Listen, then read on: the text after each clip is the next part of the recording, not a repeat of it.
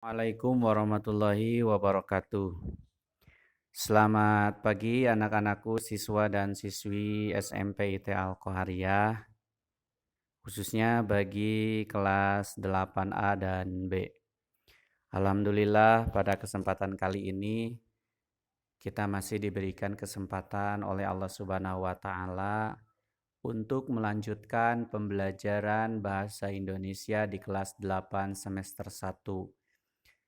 Meskipun kegiatan pembelajaran kali ini agak sedikit berbeda, kalau biasanya kita melakukan pembelajaran secara tatap muka, sekarang kita hanya bisa melaksanakan pembelajaran secara daring atau dalam jaringan.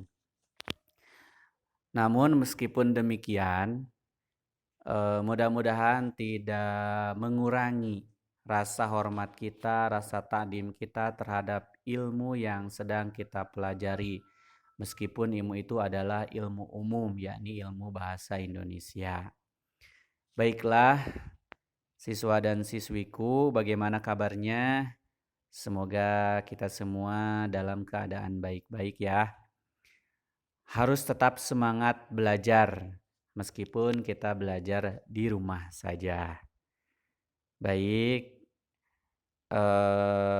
adapun materi yang akan kita pelajari kali ini, kompetensi dasarnya, yang pertama, kompetensi dasar atau KD.2, yaitu mengidentifikasi unsur-unsur teks berita, membanggakan dan memotivasi. Baik beritanya itu berita yang didengar atau berita yang dibaca.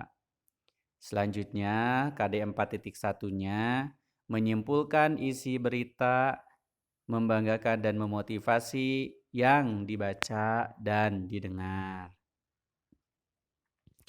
Adapun tujuan pembelajaran yang akan dicapai setelah pembelajaran ini, yang pertama, setelah membaca atau setelah mempelajari materi ini, siswa diharapkan dapat memahami pengertian dan ciri-ciri teks berita.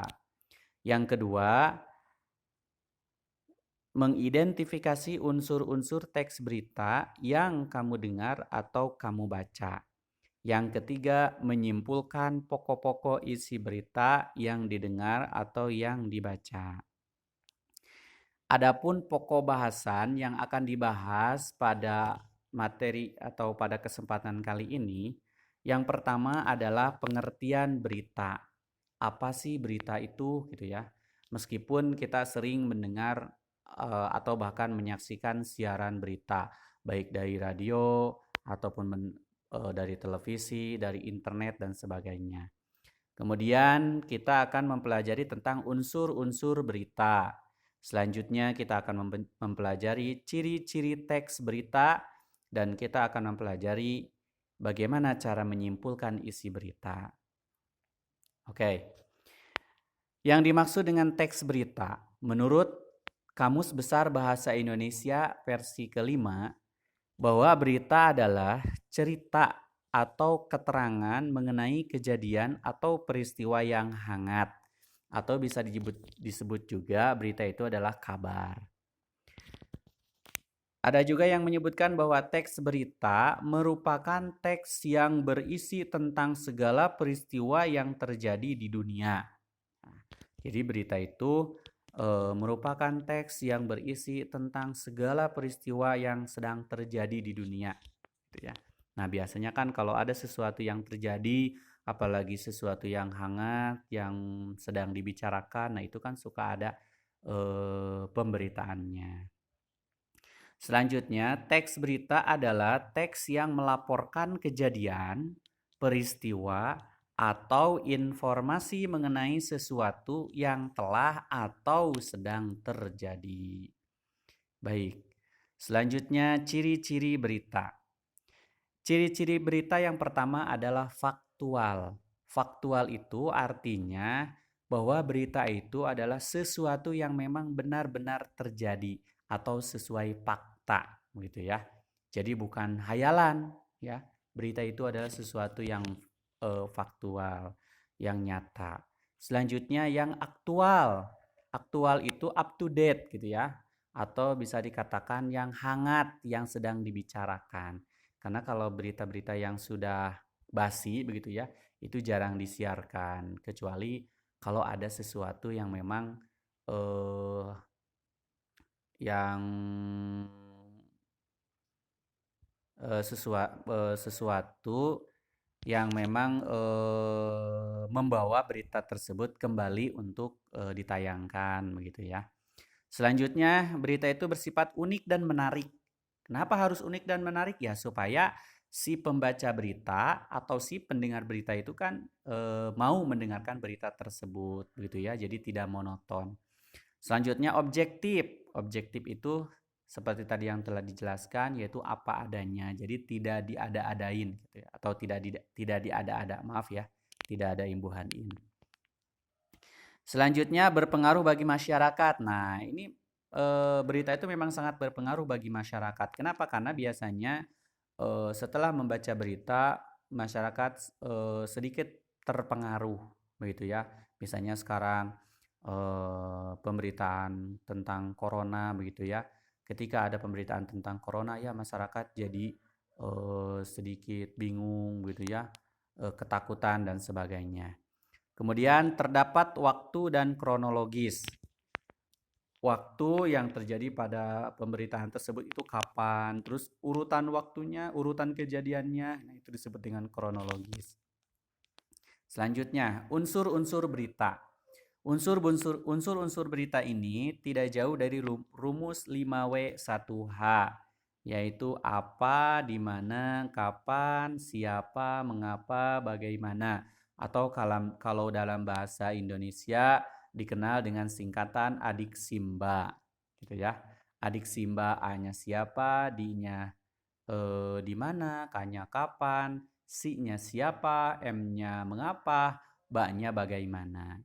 Nah, di sini dijelaskan what, apa yang terjadi. Nah, jadi berita itu berita apa nih yang sedang terjadi begitu ya.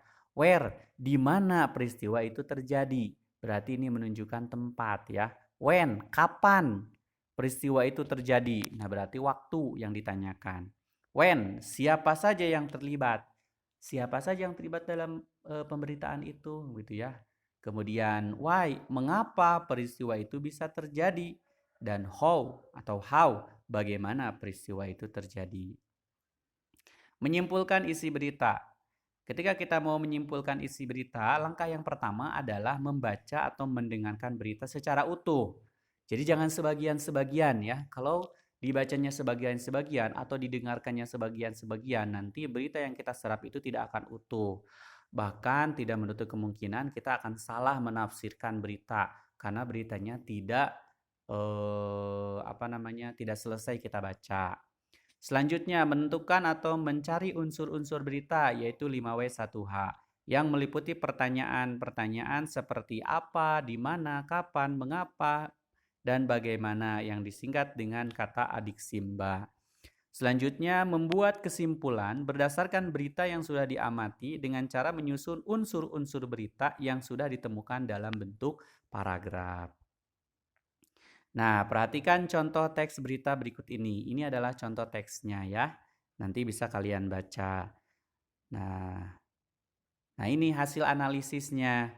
Hasil analisis dari contoh berita barusan. Nah, berita yang ini. Kemudian dianalisis menjadi apa peristiwa yang terjadi. Jawabannya, penganiayaan seorang ayah kepada anaknya, Aurelia Renata. Di mana peristiwa itu terjadi? Oh, peristiwa itu terjadi di Jakarta. Kapan peristiwa itu terjadi? 25 Juli 2020. Siapa saja yang terlibat? Ayah dan anaknya yang bernama Aurelia Renata. Mengapa sih peristiwa itu bisa terjadi? Nah, peristiwa itu bisa terjadi karena ada dugaan adanya orang ketiga atau ada dugaan ayahnya selingkuh dengan wanita lain. Bagaimana peristiwa itu bisa terjadi? Nah, awal mulanya peristiwa itu terjadi itu seperti apa? Karena membuka handphone ayahnya yang berisi pesan singkat dari seorang wanita, gitu ya. Itu sebabnya. Dapat kita simpulkan beritanya seperti ini. Seorang ayah tega menganiaya anaknya lantaran ketahuan selingkuh dengan wanita lain. Kejadian tersebut bermula saat anak tersebut membuka handphone ayahnya yang di dalamnya terdapat pesan singkat dari seorang wanita. Kejadian tersebut, maaf ini agak typo ya penulisannya. Kejadian tersebut terjadi di Jakarta, tepatnya 25 Juli 2020. Nah, ini sengaja Bapak Bapak cari berita yang tadi yang aktual ya, yang hangat yaitu tanggal 25. Jadi masih hangat-hangatnya begitu ya. Jadi bukan berita yang sudah lama atau berita yang basi. Baik, itu mungkin pemaparan dari Bapak untuk hari ini. Semoga apa yang Bapak sampaikan dapat dimengerti dan dapat dipahami. Selanjutnya, jika ada yang ingin disampaikan atau jika ada yang ingin ditanyakan, silakan Bapak buka forum tanya jawab di kolom chat WA Group. Nah, nanti di akhir ada tugas buat kalian, yaitu bacalah berita yang ada pada buku LKS halaman 4 dengan judul Isu Tsunami di Bangka Selatan Membuat Ribuan Warga Mengungsi. Selanjutnya, tentukan unsur-unsur beritanya dan analisislah berita tersebut berdasarkan unsur tersebut atau 5W1H sehingga menghasilkan simpulan seperti yang telah dicontohkan pada penjelasan yang telah Bapak sampaikan. Ingat, gunakan rumus 5W1H gitu ya. Nah, itu tugasnya. Jadi hanya sampai di sini untuk pemaparan hari ini. Silahkan yang akan ditanyakan boleh ditanyakan di kolom chat WA. Sekian dari Bapak, mohon maaf apabila ada kesalahan. Kita akan bertemu lagi di video minggu depan. Wassalamualaikum warahmatullahi taala wabarakatuh.